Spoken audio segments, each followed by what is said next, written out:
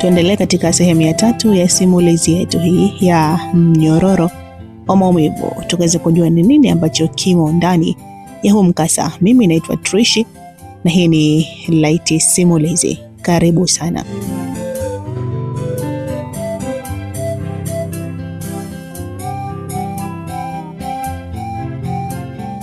Tuangalie upande wa Ibra. Ibra alipoona wale watu wanamsogelea, hapo hakutaka kufanya uzembe, maana alikumbuka kile kitu alichofanywa Nyachi. Hapo nguvu zake ziliongezeka. Alitoka spidi kali kama wanariadha wakiwa kwenye mashindano ya marathoni ya mita 100. Ibra alikimbia mno, ila aliona wale watu wanazidi kumfuata tu. Kwa kuwa alikuwa refu mno, ilikuwa Ibra akipiga hatua 10, wao hatua moja tu. Ila kilichopelekea Ibra sikamatwe haraka, wale jamaa walikuwa hawajui kukimbia, wenyewe ilikuwa ni mwendo wa kutembea tu, ila ukubwa wa hatua zao ndo ulikuwa unawasaidia. Ibra alikimbia zaidi ya lisali moja, ila wale jamaa bado walikuwa nyuma yake, maana nao hawakutaka kupoteza chakula kizembe. Kwa hiyo kila mtu alikuwa anapambana kivyake. Ibra baada ya kukimbia sana, alifika kwenye poromoko la maji ambalo lilikuwa linatisha mno. Ibra alitizama nyuma, akaona wale watu wanazidi kumsogelea. Hapo mtoto wa watu hakutaka kusubiri afie mikononi mwa wale watu, aliona ni bora akafie kwenye maji. Ibra alifumba macho na kujirusha kwenye maji yanayokwenda kwa spidi kali, mpaka yale majitu yaliokuwa yanamfukuza yalishangaa ujasiri wa Ibra, maana ule mporomoko ulikuwa akutisha, wenye mawe mengi na maji yake yalikuwa yanatiririka kwa kasi kubwa mno. Hivi ushawahi kushuhudia mtu anafukuzwa na mbwa? Yule mtu anakimbia spidi mpaka mbwa wenyewe wanasimama, wanaanza kumshangaa anapotoka spidi. Sasa hicho ndo kilichotokea kwa wale watu wa ajabu. Baada ya Ibra kujirusha kwenye maji, wale watu wa ajabu walirudi kambini kwao kuendelea na maisha mengine. Baada ya muda kama wiki moja kupita, Ibra alikuja kushtuka akiwa ndani ya nyumba ya nyasi ambayo hakujua ni wapi, ila alipopiga macho pembeni alimuona yule mzee waliyekutana naye wakiwa wanakwenda mjini, na aliwaonya ila walikaidi. Cha kwanza kabla yote, Ibra alijisachi ili aone kama vitu vyake vipo salama, ila hakukuta kitu. Babu, vitu vyangu viko wapi? Ibra alikurupuka pale kitandani bila hata kutoa shukrani wala kusalimia, maana alikuwa shaanza kuvurugwa. Vitu gani? Yule babu alijibu kwa upole, huku akiwa anachochea moto, maana kuna dawa alikuwa anachemsha. Flashi na pete yangu, Ibra alijibu. Kwani vina kazi gani? Badala ya yule babu kujibu viko wapi, ila yeye aliuliza vina kazi gani. Babu, zile ni hazina za taifa, tafadhali niambie ziliko. Ibra aliongea huku machozi yakianza kumtiririka. Sasa huu utajiri, kumbe hivyo vitu vina thamani. Nilitaka kumpa, sasa simpi, ndio nafasi ya kwenda mjini kuviuza, babu alijisemea moyoni baada ya kusikia maneno ya Ibra akisema zile ni hazina za taifa. Mjukuu wangu, kitu muhimu ni uhai. Shukuru umekuwa hai. Mimi ninavyokuokota kule bondeni sijakukuta na hivyo vitu, yawezekana vilikwenda na maji. Yule mzee aliongea kinafiki huko moyoni akiwa anashangilia. Babu, nashukuru kwa kunisaidia, maana usingekuwa wewe yawezekana ningekufa. Ibra alikumbuka kumshukuru yule mzee baada ya kuambia uhai ndio kila kitu. Basi maisha yaliendelea. Yule mzee alizidi kumpatia dawa na kumfariji Ibra kuhusu vile vitu vilivyopotea, ila alikuwa akimpeleleza kinamna kuhusu umuhimu wa vile vitu. Ibra alipona kabisa. Hapo alianza kufikiria namna ya kurudi mjini kwenda kulipa kisasi kwa wale wote waliomsababishia mpaka anaingia kwenye matatizo kiasi hiki. Babu, hivi nakumbuka kuna siku ulisema kuna dawa ambayo unaitumia ili kufika mjini bila kukutana na shida zozote? Ibra aliuliza siku moja wakiwa wamekaa chini ya mti na yule mzee. Ndiyo, kuna dawa. Kwani vipi? Unataka tena kurejea mjini? Ndiyo babu, lazima nirudi mjini. Kwani kuna kitu cha muhimu sana inatakiwa nikamilishe. Basi sawa, kesho tutakwenda kwa huyo mtaalamu wa dawa. Wewe utakwenda mjini. Ila mimi mwenyewe siku yoyote naweza kuja huko, maana nina mtoto wangu huko. Babu aliongea huku akidanganya kwamba ana mtoto mjini, kumbe hana lolote. Anataka tu akauze vile vitu. Basi walimaliza maongezi. Ibra aliingia ndani kwenda kupumzika na babu alikwenda porini kukata magogo, maana alikuwa mtaalamu wa kuchonga mipini ya majembe, miko ya kusongea ugali na vitu vingine vingi hapo kijijini. Unaambiwa siku zote Mungu akiamua kusimama upande wako, anakufanyia vitu ambavyo mpaka wewe mwenyewe unashangaa. Ibra alipoingia mle ndani alihisi baridi kali mno. Ilibidi atoke nje kuchukua kuni ili akoke moto. Kama kawaida alichukua kuni na kuziweka kwenye mafiga ili akoke moto. Ila alipokwenda kuchukua kiberiti alikutana na maganda mengi ya viberiti. Hapo alianza kutikisa lipi ganda lina njiti, ila kuna ganda alitikisa alihisi ndani kuna vitu, ila hazikuwa njiti, maana sauti za njiti zikiwa kwenye ganda lake zinafahamika. Ibra alifungua lile ganda, hakuamini kukuta ile flashi na pete alivyoambiwa vimepotea vikiwa vimetunzwa mle ndani. Ibra alinyanyua macho juu na kumshukuru Mungu. Kumbe huyu mzee ni mpuuzi hivi. Ndio maana akasema nataka kwenda mjini Sema nilikosea kumwambia kwamba hizi ni hazina za taifa. Itakuwa ndo imemtia tamaa. Ibra alijiwazia. Ila Ibra aliamua kuvirudisha vile vitu mle mle kwenye ganda na kuyaacha yale maganda kama yalivyokuwa. Na moto aliahirisha kukoka, maana hakuhisi baridi tena. Na ndio maana nimesema Mungu akiamua kusimama upande wako atafanya vitu mpaka yeye mwenyewe utashangaa. Ibra alifanya hivyo ili mzee amsaidie kutafuta dawa ya kumfikisha mjini, maana aliamini yule mzee akigundua Ibra kavichukua vile vitu, hiyo ni vita nyingine. Kwa hiyo Ibra aliamua kutumia akili na moyo.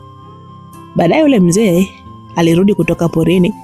Alimkuta Ibra akiwa kajilaza huku akiwa kama hana anaolifahamu, na yule mzee hakugundua kitu chochote. Mambo mengine na stori ziliendelea.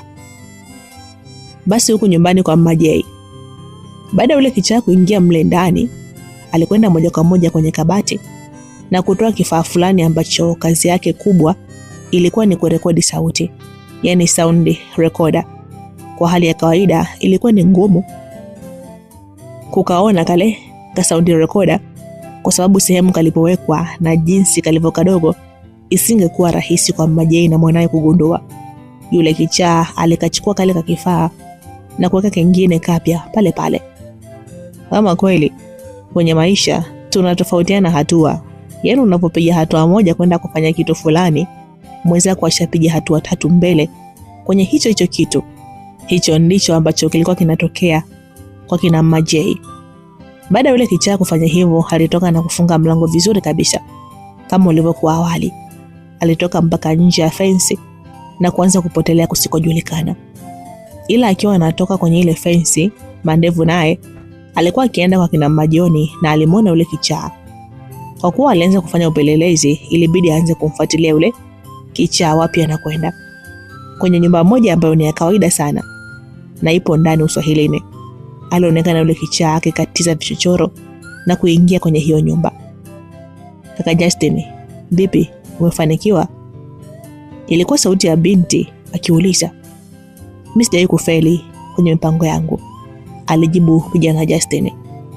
Basi vizuri, chomeka sasa hiyo rekoda kwenye redio tusikilize, aliongea yule binti. Hadija, mbona una haraka hivyo? Kila siku nakueleza kwenye kila kitu tumia akili na moyo ukiwa unafanya. Je, kama kuna mtu alikuwa anatufuatilia huko nyuma na ghafla kaingia humu ndani kakuta tunasikiliza, unafikiri itakuwaje? Sitakuwa sawa na kazi bure. Kitu cha kwanza, ukiona nimeingia humu ndani, wewe unatoka nje kuangalia mazingira, sawa Kijana Justin aliongea. Msikilizaji, hapa tunapata kufahamu kwamba yule kichaa ni Justin. Alikuwa anaongea na Hadija. Na hapa alionekana anaongea vizuri na sio kichaa. Je, ni nini ambacho kinamfanya huyu kijana aishi maisha ya ukichaa zaidi ya miaka 3? Usichoke, wewe tuende tu. Hadija alitoka nje na kuangalia mazingira. Alipochungulia alishangaa kumuona Mandevu maeneo hayo akiwa anaangaza huku na kule kama kuna mtu anamtafuta. Haraka haraka aliingia ndani na kumwambia Justin kila kitu. Hapo hakutaka kupoteza muda, walichukua vitu vya muhimu kwao na kutokea mlango wa nyuma. Walipotea maeneo hayo na kwenda kujificha mitaa mingine ambako huko nako kulikuwa na nyumba ya hadhi ya chini kabisa, tena Uswahilini. Waliingia humo na kuanza kupanga mipango yao.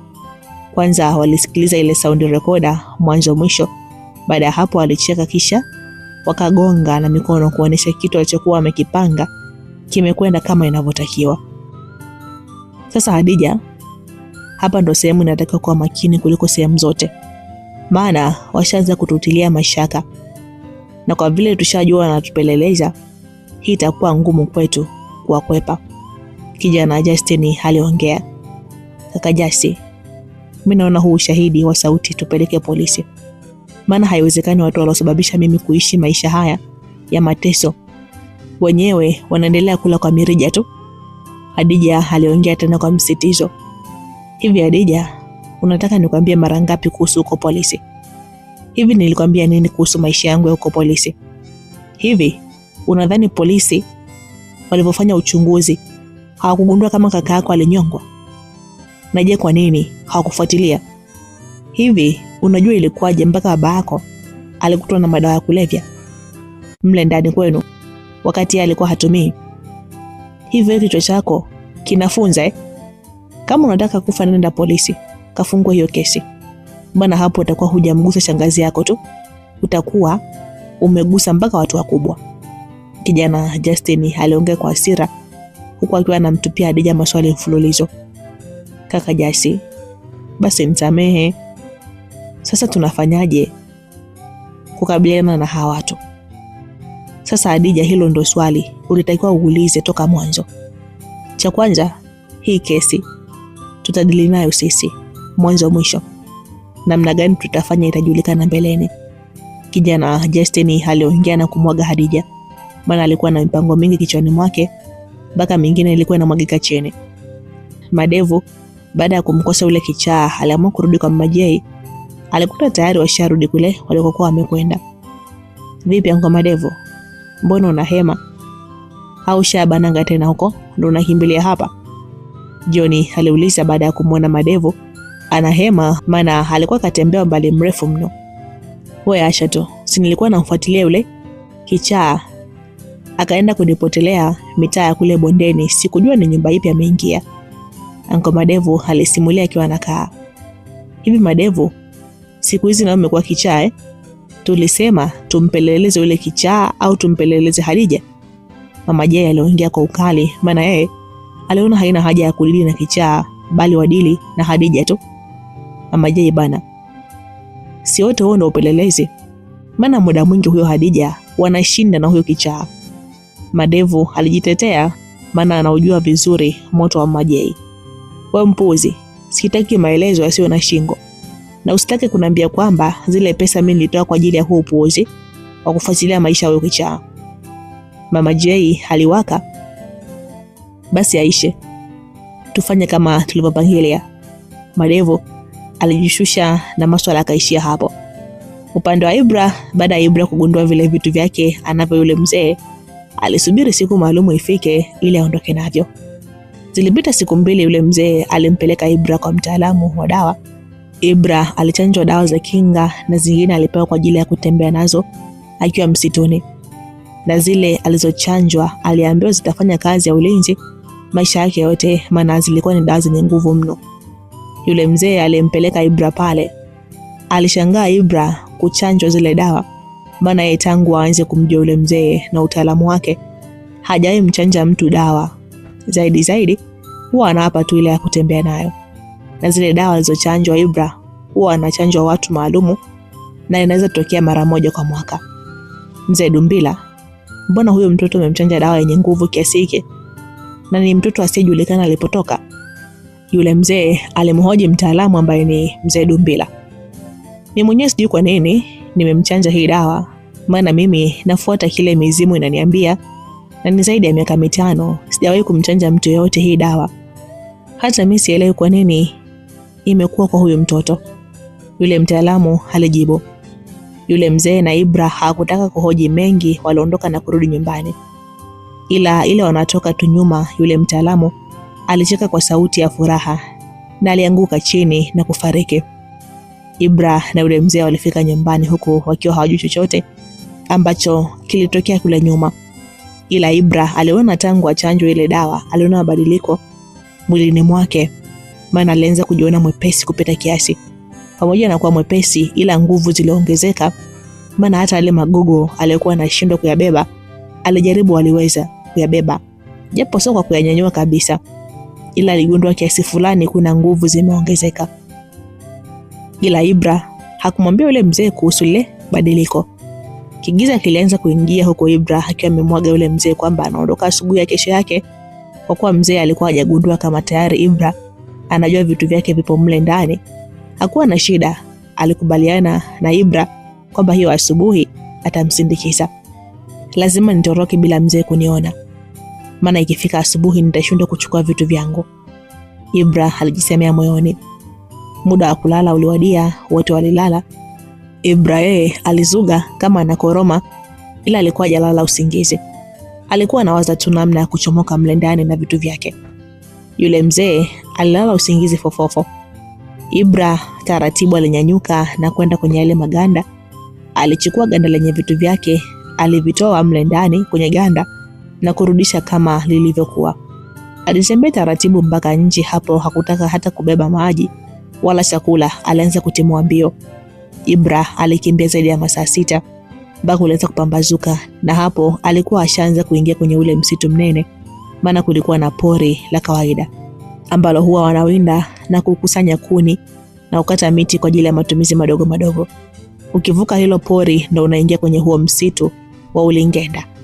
Kwa hiyo hayo masaa 6 Ibra alikuwa bado hajaufikia huo msitu wa kutisha. Ila kilichomshangaza Ibra ni kwamba alikimbia umbali mrefu bila hata kuchoka. Yaani alikuwa na nguvu zote. Huku nyuma kwa mzee alilala mpaka alfajiri. Alikuja kushtuka hamuoni Ibra alipokuwa amelala. Alipiga macho kwenye begi ambalo ndo aliweka vyakula kwa ajili ya Ibra kubeba ili vimsaidie njiani. Aliona lile begi lipo. Alipiga macho kwenye dumu la maji ambalo Ibra alitakiwa kulibeba pia. Aliona nalo lipo. Hapo hakuwa na hofu. Alijua Ibra hatakuwa katoka nje, anajiandaa na safari. Aliendelea kulala. Ilipita kama nusu saa, Machale alianza kumcheza yule mzee. Alitoka nje haraka, hakumuona mtu yeyote. Aliita kwa sauti, Ibra hakuitika. Hapo alishtuka na ubongo wake ulitikisika. Alikwenda kuangalia pale alipokuwa ametunza vile vitu. Alitafuta vile vitu hakufanikiwa kuviona. Alichanganyikiwa, alianza kutafuta mpaka kwenye viungu na kwenye nguo zake, wakati anajua kabisa alitunza kwenye ganda la kiberiti. Huyu mtoto itakuwa mchawi. Alijuaje kwamba nimeweka hapa? Au ndo maana yule mtaalamu alimchanja zile dawa? Alijua ni mchawi mwenzake. Ila sikubali, lazima nimfuatilie. Najua atakuwa hajafika mbali. Mzee alijiongelesha mwenyewe tena kwa hasira na kutoka spidi mle ndani kuelekea njia ya kwenda porini. Yaani yule mzee alichanganyikiwa, yaani kama vile ndo kapoteza namba ya demu mpya halafu hajaikarili. Ama kweli tamaa mbaya. Yule mzee alikimbia zaidi ya masaa 3 ila hakuona dalili yote ya kumuona Ibra, na alikuwa amechoka hoi. Kifua kilikuwa kinawaka moto kama mtu aliyevuta sigara kwa mara ya kwanza. Yule mzee aliamua kurudi, huku akiwa anajilaumu kweli kwamba kwa nini alificha pale na kwa nini hakuwa makini.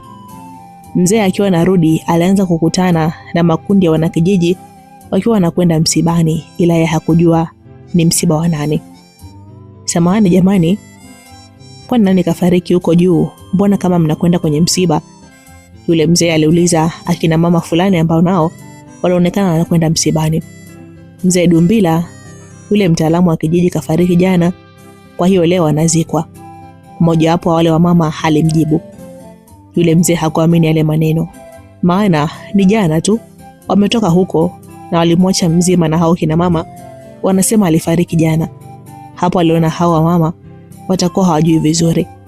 Alipuuzia, aliendelea na safari ya kurudi kwake akiwa na hasira za kukosa vile vitu. Yule mzee alifika nyumbani kwake na alifikia kukaa kwenye gogo lililokuwepo hapo nje ili apumzike, maana alikuwa amechoka sana kutokana na zile mbio alizokimbia ukichanganya na uzee wake. Ila yule mzee akiwa amekaa, aliona jirani yake anafunga mlango huku akiwa na haraka. "Jirani, kwema kweli, mbona una haraka hivyo?" Yule mzee alimuuliza jirani yake baada ya kuona ameanza kuondoka. Mzee Nzenu, ina maana hujui?" jirani aliuliza. "Sijui, kulikoni?" "Dumbila, yule mtaalamu wa kijiji kafariki jana, ndo ninakoelekea huko." Yule jirani aliongea huku akiwa anaendelea na safari. Kwa kweli yule mzee alijulikana kwa jina la Nzenu alishangaa mno na bado alikuwa haamini hizo taarifa.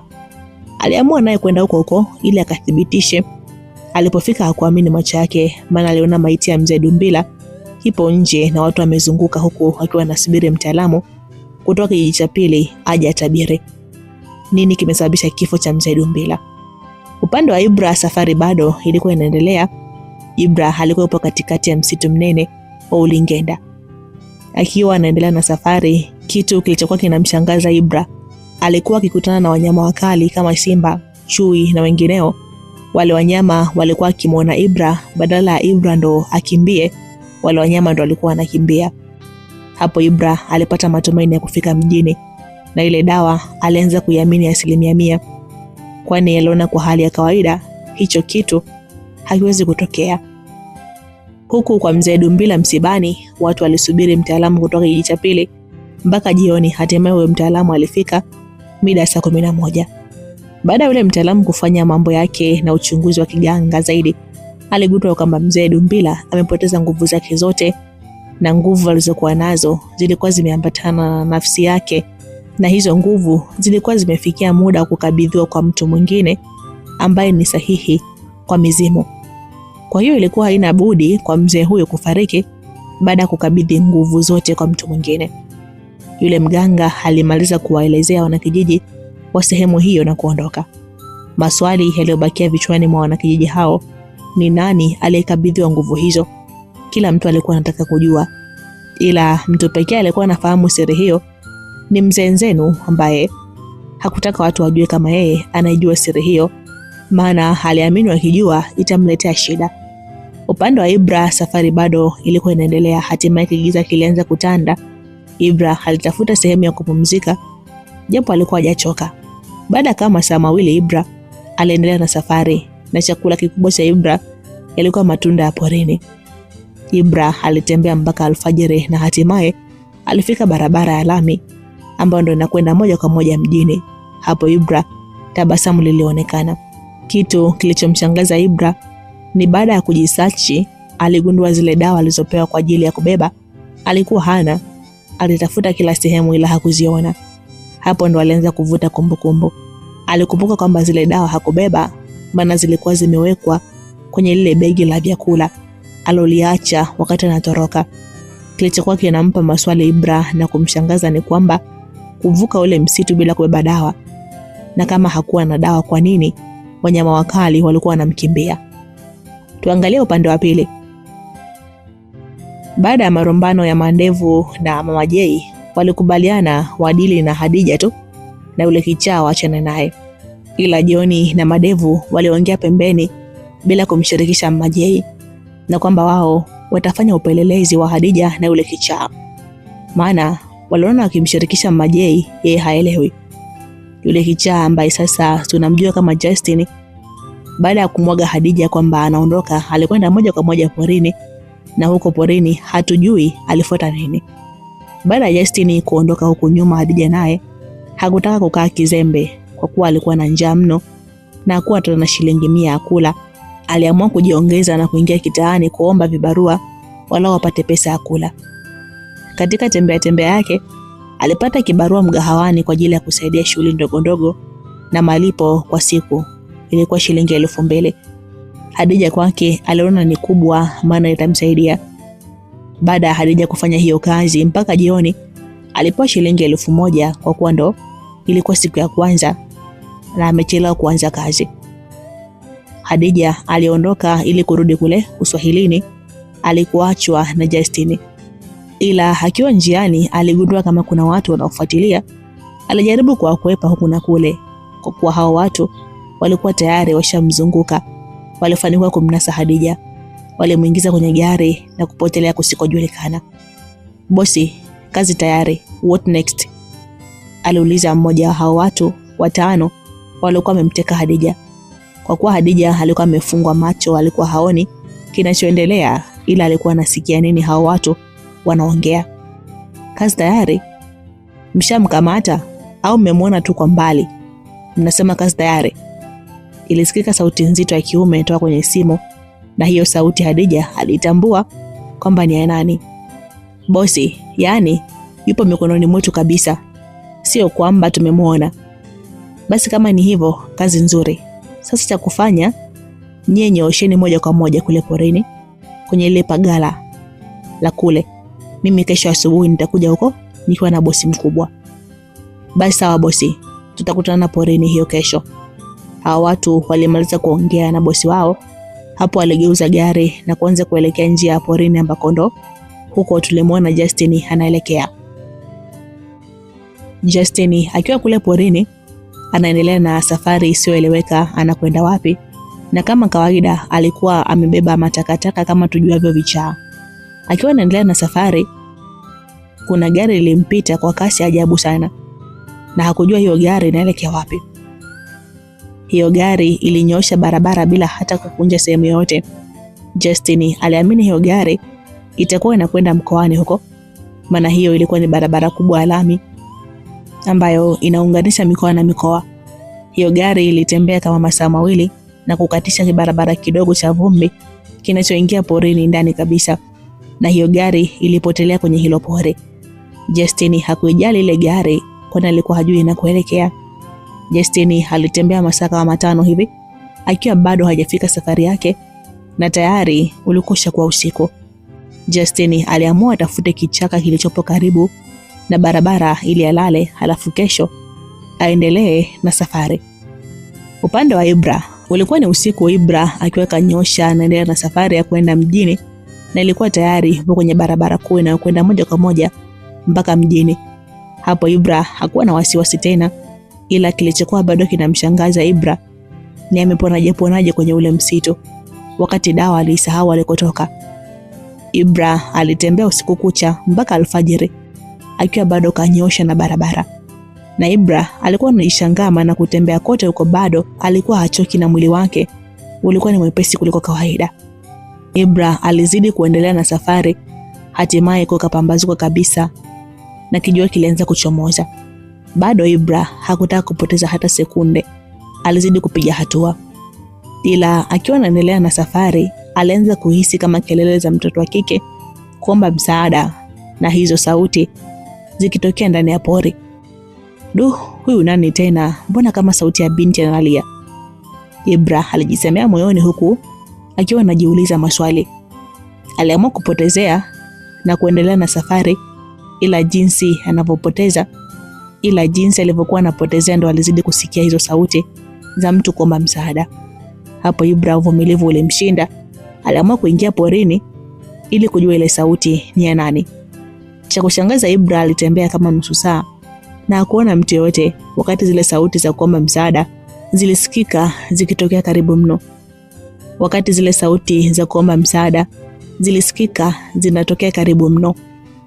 Upande wa Khadija, baada ya kupelekwa kwenye lile pagala ambalo lipo katikati ya pori, alizidi kupewa mateso mpaka aseme nini kinaendelea yeye na yule kichaa.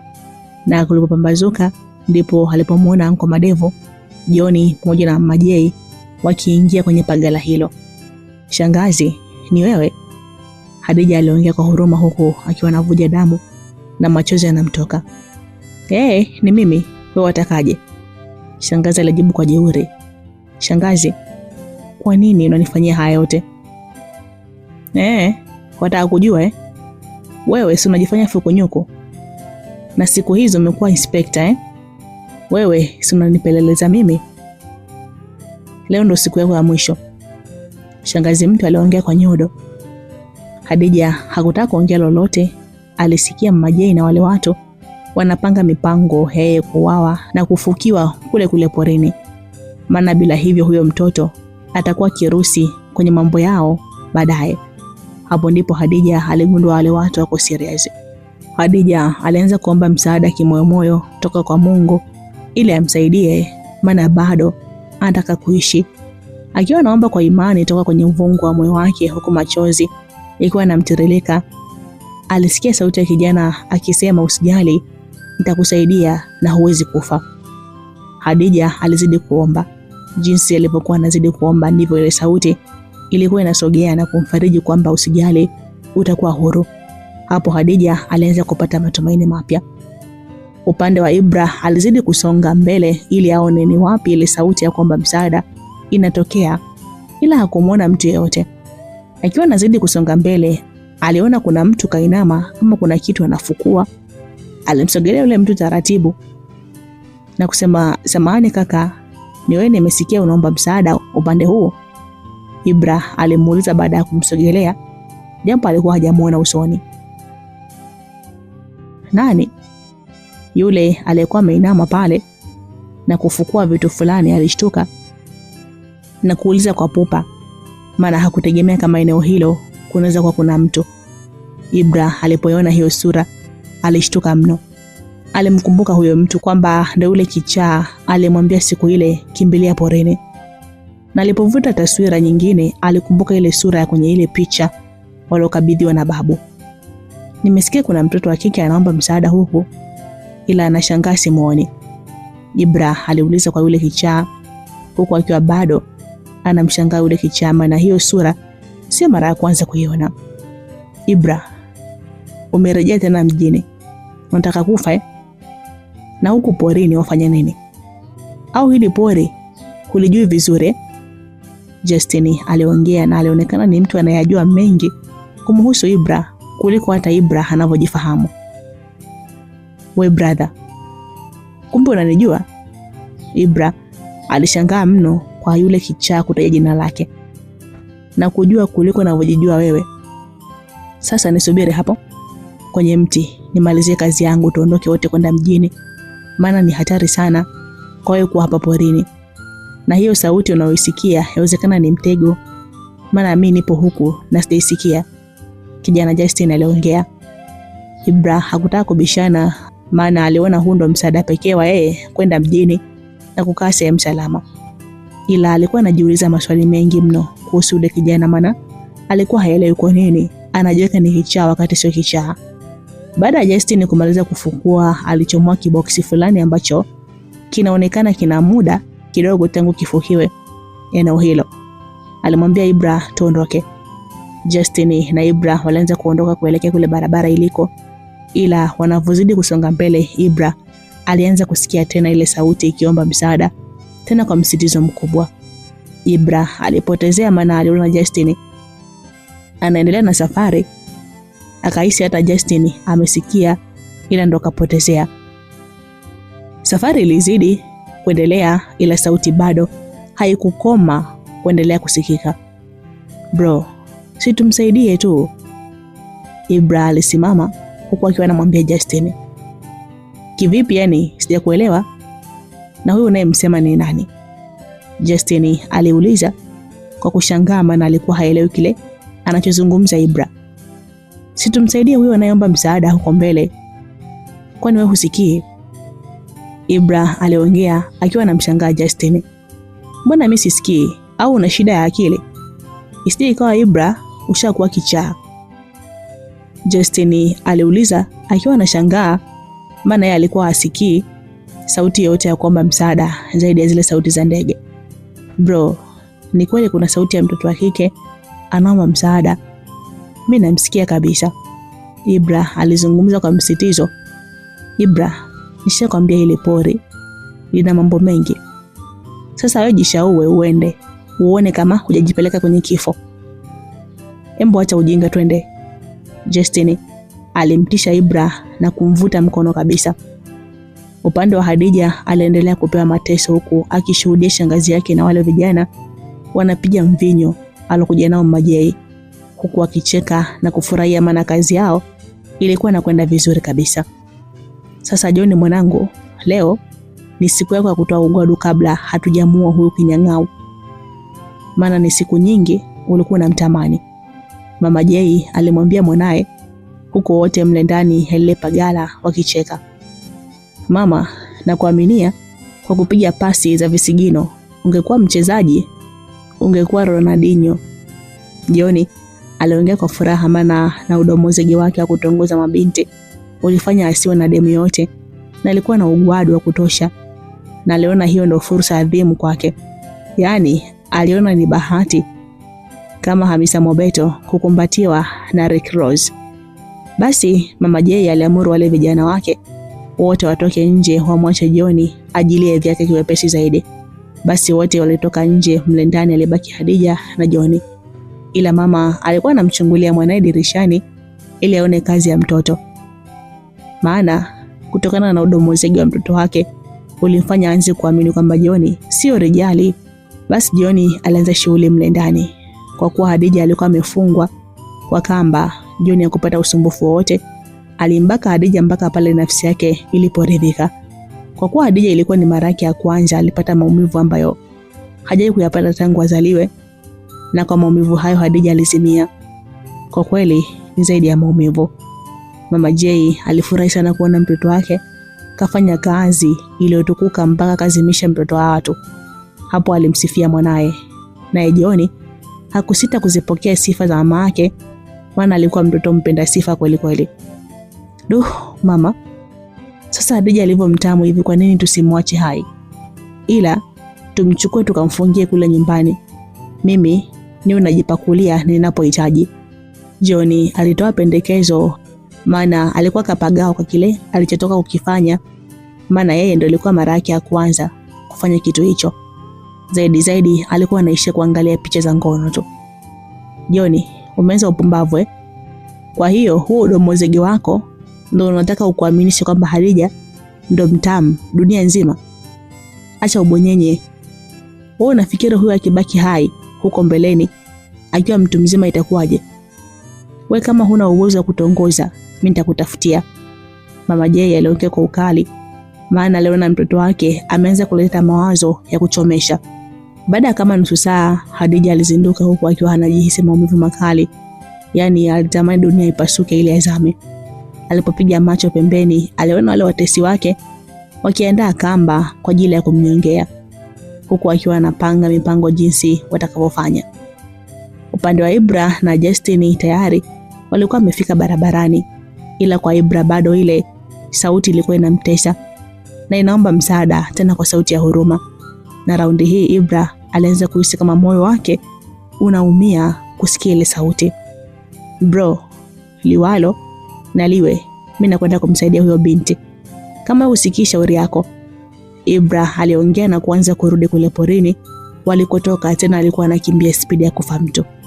Justine aliona huyo mtoto anakwenda kufa, maana yeye aliamini ni mtego.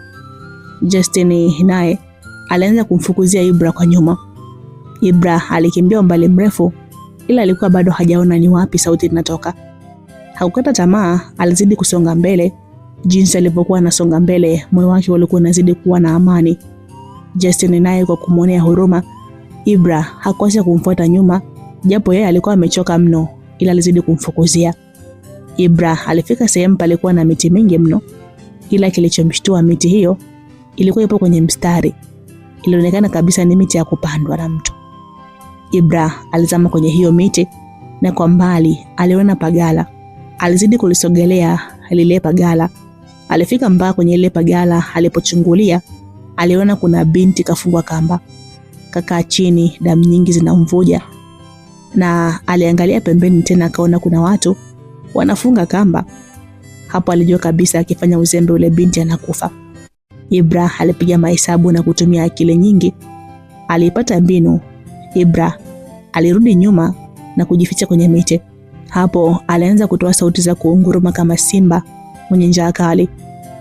Mama J na wenzake wakiwa mle ndani walianza kusikia sauti za simba huko nje. Hofu ilianza kuwatanda. Hawakuwaza tena kufunga ile kamba. Mawazo yote yalikuwa ni wanachomoka vipi mle ndani kumkimbia ule simba. Jinsi wanavyofikiria ndipo ile sauti ya simba ilikuwa inaongezeka na kusogea. Sasa hapo kila mtu alianza kupambania uhai wake. Walitoka mle ndani kwa spidi ya kufa mtu.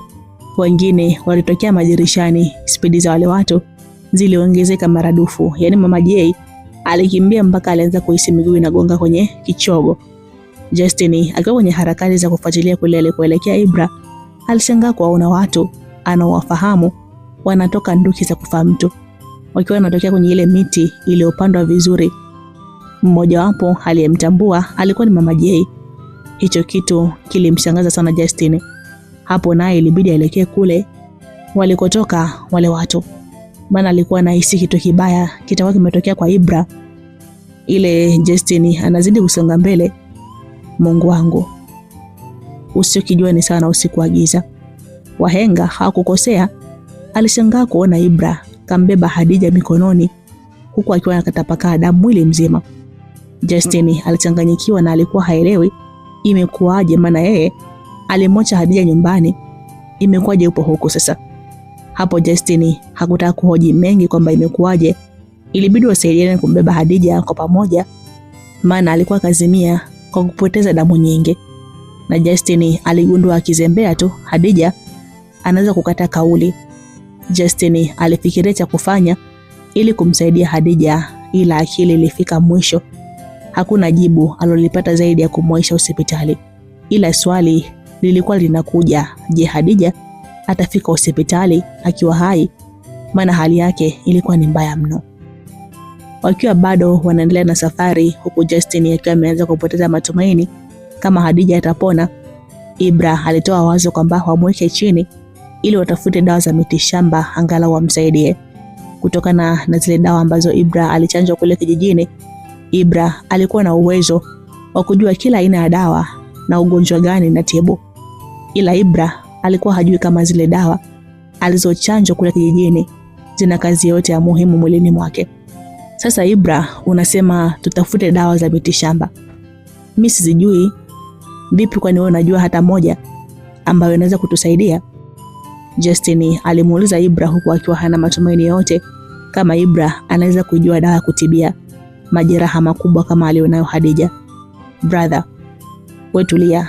Kuna mti nimeuona pale nyuma na hisi ile itakuwa ni dawa. Ibra aliongea huku akiwa anarudi kule kwenye pagala walikotoka. Wewe Ibra wewe, yaani kumbe hujui ila unahisi. Rudi huko. Tuendelee na safari haraka. Huwezi jua, yawezekana tukapata msaada huko barabarani. Justin aliongea huku akiwa anamrudisha Ibra ili wawe barabarani, huenda wakapata hata msaada, maana aliona Ibra hana jipya. Ibra alifika kwenye ile pagala. Nje pembezoni mwa ile pagala kulikuwa na miti imepandwa midogo midogo. Ibra alipoangalia ile miti aligundua ni dawa nzuri ya kutibia majeraha na kuleta nguvu. Japo naye hakujua kajuaje ile dawa, maana hajawahi kuoneshwa na mtu yeyote. Ibra alichuma majani ya ule mti na kurudi kule alikoacha Hadija na Justin. Ibra alifika, alikuta Justin ndo anambeba Hadija ili safari iendelee, maana hakuwa na imani na mtoto Ibra hata kidogo. Ibra baada ya kufika alimwambia Justin amshushe mgonjwa. Justin alikubali japo kwa shingo upande, maana leo na wanazidi kuchelewa bila faida yote ile. Ibra alitafuta jiwe na kuponda ponda yale majani.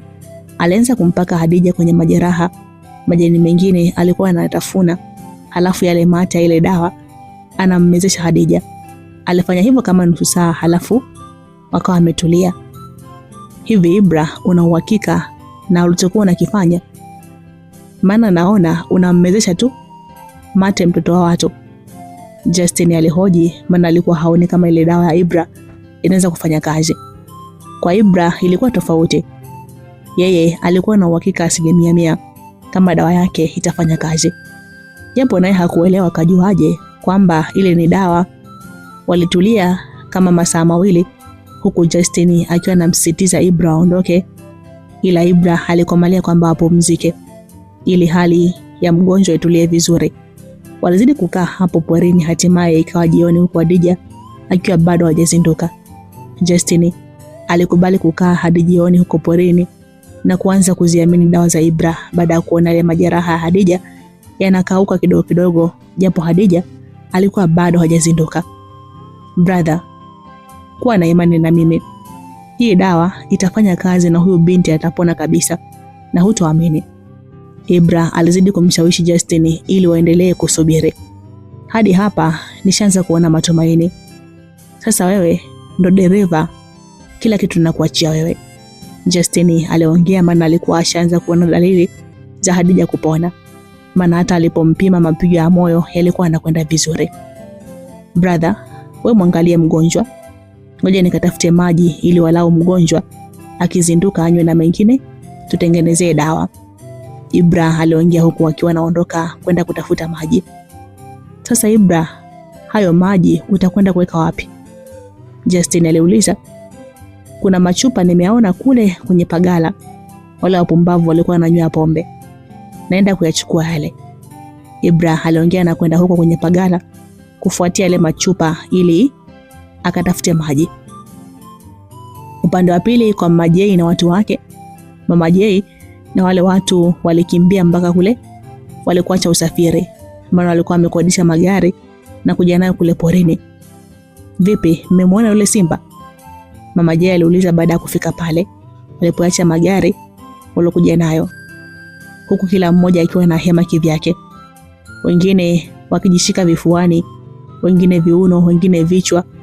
Yaani ilikuwa ni patashika nguo kuchanika. Mkuu, hatujamuona. Wale watu pamoja na madevu walijibu. Bonge la simba, mimi nimemuona. Nyinyi mlikuwa mnakimbia tu bila hata kucheki mazingira na kugeuka nyuma. Johnny aliamua kudanganya ili kujizolea sifa, ionekane yeye alikuwa haogopi hivyo. Johnny, unasema kweli? Wote kwa pamoja waliuliza, huku wakiwa wanataka kujua huyo simba alikuwaje, maana wengine akiwemo Mama Jay hawajai kumuona kabisa simba la hivyo. Yaani muda ule mnachomoka mle ndani, mimi nikatoka taratibu na kuchungulia, niliona bonge la simba linaingia mle ndani. Tena lilikuwa na damu mdomoni. Sijui lilikuwa limetoka kula nyama. Baada hapo niliruka dirishani na kuanza kukimbia. Johnny alizidi kuachota akili na kujipaisha juu mawinguni kama yeye ndo jasiri yani. Basi walipiga story 2-3 na kumsifia Johnny kwa ule ujasiri wake wa kuchungulia simba. Na hawakuwa na wasiwasi na Hadija tena, maana walijua tayari atakuwa kaliwa na simba. Baada hapo walipanda magari walokuja nao na kuelekea mjini, huku akiwa hawana wasiwasi kabisa.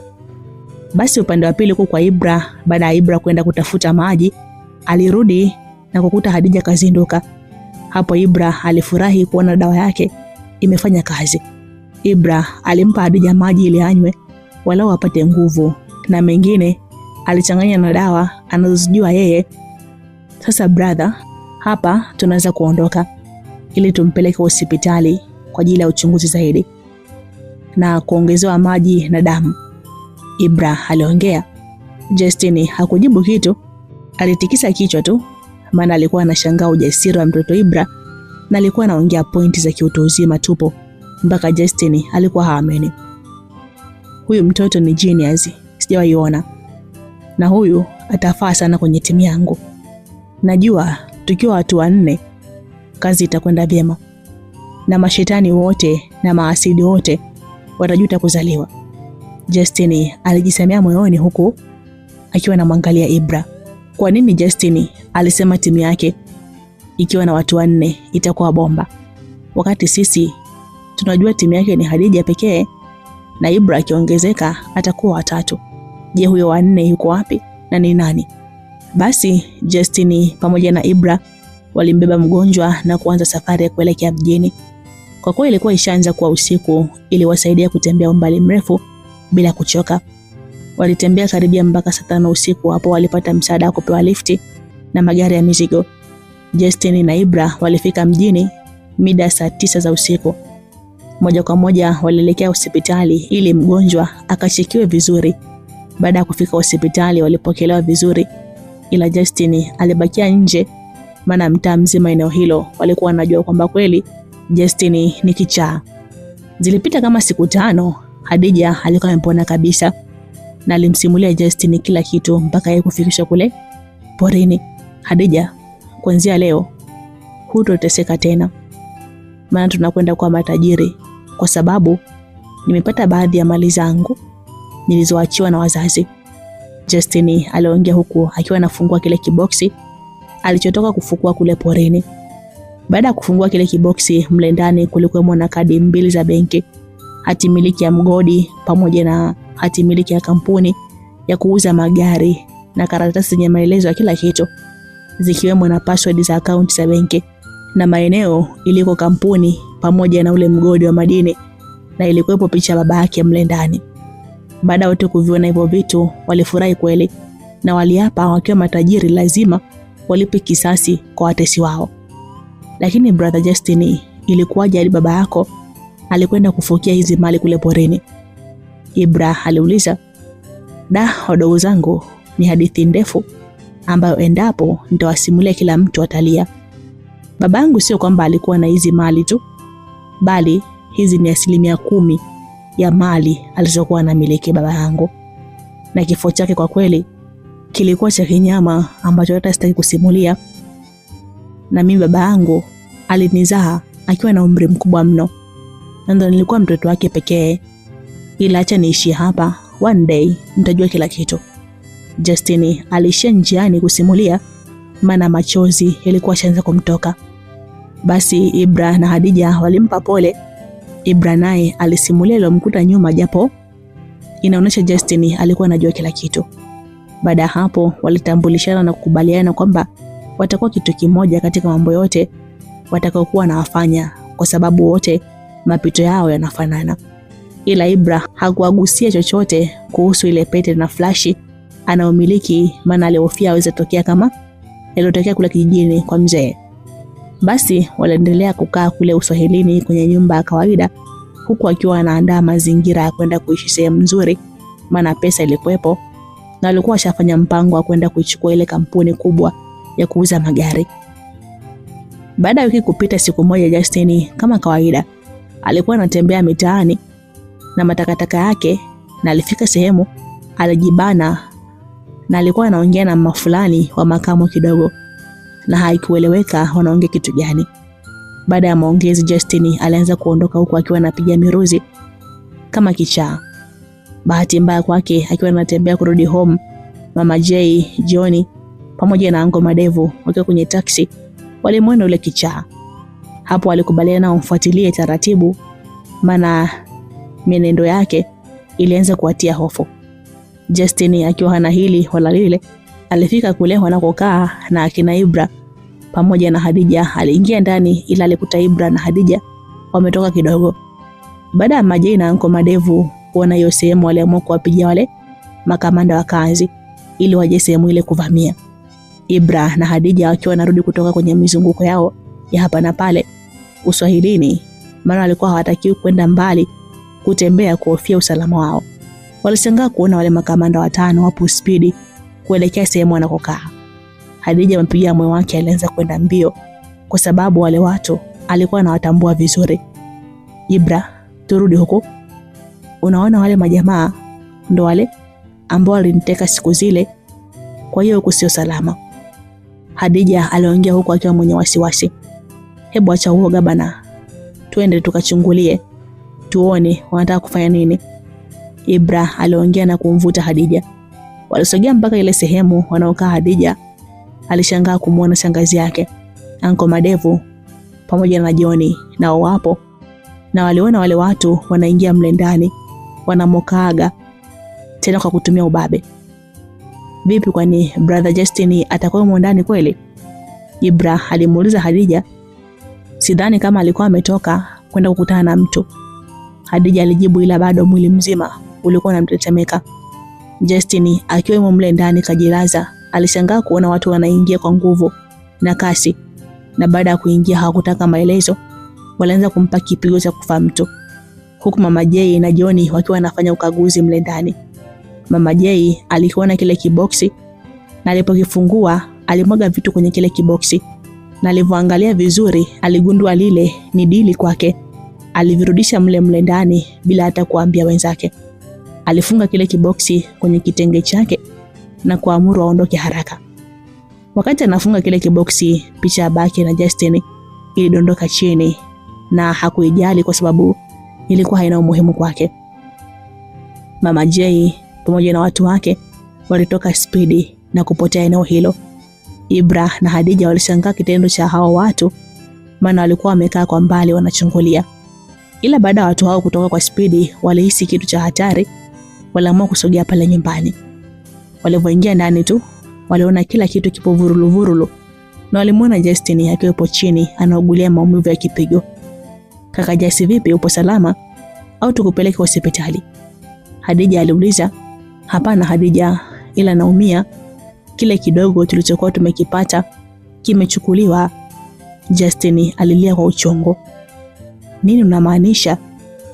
Lile boksi limebebwa na shangazi yako. What? Limebebwa? Mungu wangu, tumekwisha. Sasa shangazi anamiliki pesa za kutosha. Yaani ndo tumekufa. Hadija aliongea huku akiwa anakaa chini kwa kukosa nguvu. Ibra muda wote alikuwa amekaa kimya huku machozi yakiwa yanamtiririka, maana alihisi ni mikosi inayaandama maisha yao. Ila Ibra akiwa katulia, alipiga macho pembeni na kuiona ile picha ya Baki Justin ambayo ilikuwa imedondoka. Alipoiokota na kuiangalia, huwezi amini, yule mtu alikuwa ndio yule wa kwenye ile picha waliopewa na babu kule kijijini, akiwa yeye pamoja na Nyachi ambaye alikuwa ametapakaa damu mwili mzima. Ibra alishtuka baada ya kuiona. Alitamani aongee kitu ila alisita. Hicho kitu Justin alikigundua. Ibra, vipi? Hiyo si picha baba yangu. Kwani vipi, mbona unashtuka? Justin alimuuliza Ibra baada ya kuona Ibra anashtuka baada ya kuiona ile picha. Hamna bro, sijashtuka, na shangaa tu babako alivyopendeza. Mbona alikuwa anafanya kazi gani? Ibra aliuliza kwa kutega ili agundue kitu. Babangu alikuwa ni mfanyabiashara mkubwa ambaye alikuwa anaikopesha na kusaidia serikali yetu pale inapokwama. Babangu ndiye alikuwa mtunzi wa hazina za nchi. Justin aliongea kiufupi kuhusu baba yake. Bibi brother, unajua chochote kuhusu Petre na Flash? Ibra alijikuta anaropoka bila hata yeye mwenyewe kutegemea. Justin baada ya kusikia hivyo vitu alishtuka mpaka pale alipokuwa amekaa alisimama. Ibra, nimekuita mara 3. Na kuomba usije ukajaribu tena kuongea hiyo point mbele za watu tafadhali. Maana hivyo vitu unavyovitaja ndivyo vimesababisha mimi maisha yangu yote niishi kama kichaa. Justin aliongea kwa msitizo mkubwa huku akiwa anamuonesha Ibra ishara kukaa kimya. Brother, cool down. Usijitishe sana. Mbona huniulizi nimejuaje kuhusu hivyo vitu? Hatimaye unaanza kutetemeka. Ibra aliongea kwa kujiamini, tena alionekana ni mtu asiye na wasiwasi wowote. Ibra, kwani wewe ni nani? Mbona umeanza kunitisha? Na umejuaje hivyo vitu? Justin aliuliza kwa wasiwasi, maana alikuwa hamuelewi Ibra kabisa. Bro, unauliza mimi ni nani? Wewe si ulisema unanijua kuliko unavyojijua mimi? Imekuwaje tena? Ibra, please. Na kuomba hizi habari tuishi hapa. Sitaki tena kusikia habari kuhusu hivyo vitu. Brother Justin, kwani hivyo vitu ukivipata utafurahi au utaogopa na kujiua kabisa?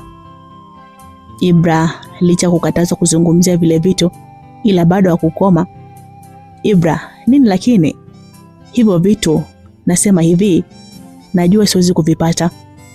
Justin alijibu. Bro, we ni mwanaume. Siku zote amini kwamba kitu chochote kinaweza kutokea muda wote. Ngoja nikuulize, vipi kuhusu ile pete? Mtu fulani akigusa inatoa mwanga na mwingine akigusa haitoi mwanga. Hapo inakuwaje? Justin baada ya kusikia ile swali la Ibra, kwanza alijiweka sawa, maana alihisi labda huenda Ibra anajua lolote kuhusu hivyo vitu.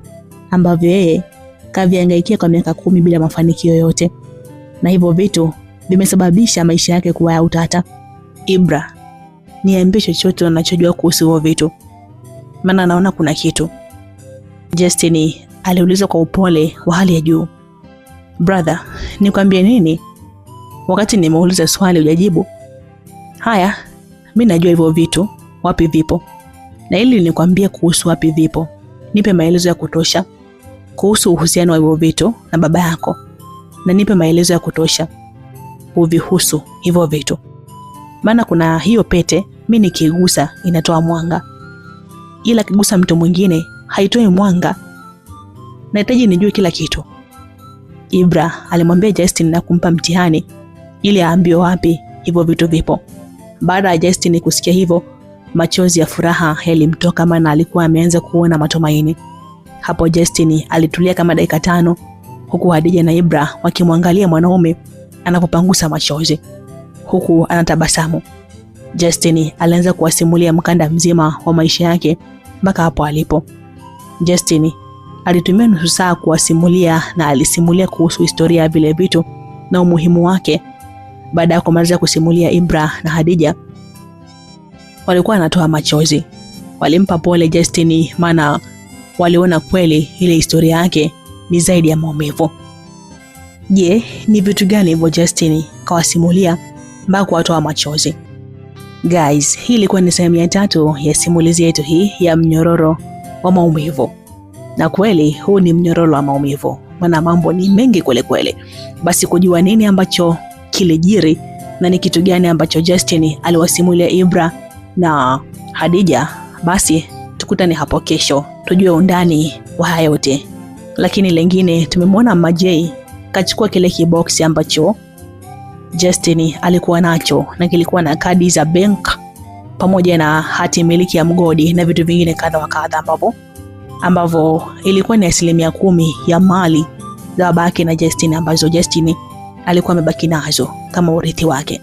Je, Mama Jay akifanikiwa kuvipata hivyo vitu itakuwaje? Si ndo wataua kabisa hao vijana watatu? Si ndo watakuwa kabisa nyang'au la mjini? Yani, I don't know what will happen, lakini kujua nini ambacho kitatokea, tukutane katika sehemu inayofuata. Asante kwa kuchagua Light Simulizi. Asante kwa kumchagua binti Trishi na kuwa shabiki yake. Nakupenda sana. Yani, love you so much.